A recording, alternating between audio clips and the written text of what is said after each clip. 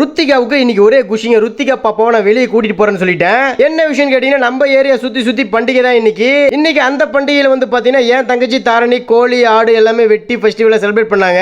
சொன்னா நம்ம வீட்டுக்கு சாப்பிட வேணாம் அப்படின்னு சொல்லி எங்களை கூப்பிட்டு இருந்தாங்க. நானு ரீதா ருத்திகா பாப்பா 3 பேர் போயிருந்தாங்க. ஏன் தங்கச்சி குழந்தை லோகஸ்ரீ கூட ருத்திகா பாப்பா ஜாலியா விளையாடிட்டு இருந்தாங்க.